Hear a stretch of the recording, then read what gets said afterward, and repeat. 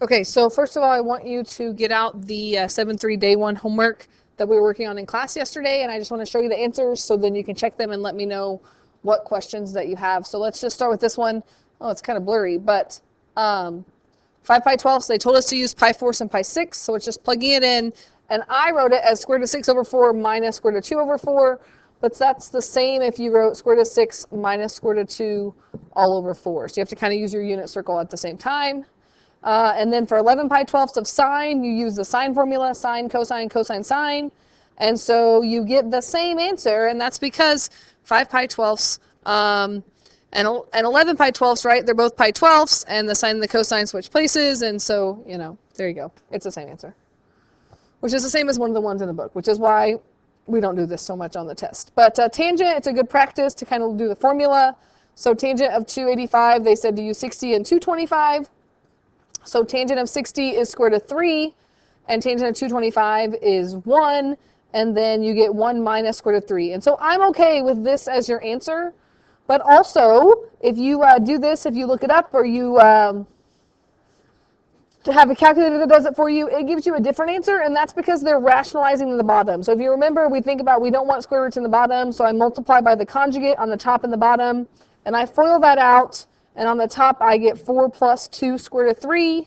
And on the bottom, that works out to be negative 2. And so that's where you get this as your simplified answer. But we talked about in here, it's okay either way, but just make sure you understand that you could simplify it more. And then the next two are just putting it back together. So recognizing that this is the cosine, because it's cosine, cosine, sine, sine. And then in cosine, the sign switches. So this would be minus. So cosine of 25 degrees would be your answer. And then this one, sine, cosine, cosine, sine, that's sine, and the sine is the same, so that's plus. So sine of 61 degrees would be your answer. And then I just gave you a couple, hopefully not too bad proofs, just using your formula. 5 pi halves is up there at pi halves. It's 2.5 pi. So cosine of 5 pi halves is 0. Sine of pi halves is 1, and so that works.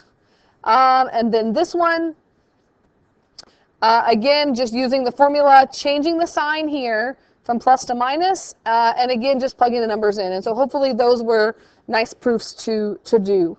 And then you should have watched 7-3 day 2 for homework today. And this is more like what you're going to see on the quiz and the test, because it takes away the calculator's ability to help you if you have one of those calculators. And so in the video, I did this. I drew a triangle in the right quadrant, and then I solved it. And so what you're going to do is number 2, you just have to do C and D on number 2 using those co-functions. That was the first thing I did. And then 19 and 21 are just like that second example, where you're going to need to draw a picture, draw your triangles, do Pythagorean theorem, and then use your formulas to do this. And then tomorrow, we'll go over it and kind of see where we are, and then hopefully tomorrow we'll also go over your quizzes. So work on this, and then there's a video for tomorrow. There's notes to get handed out to you by Mrs. LeBlanc, okay?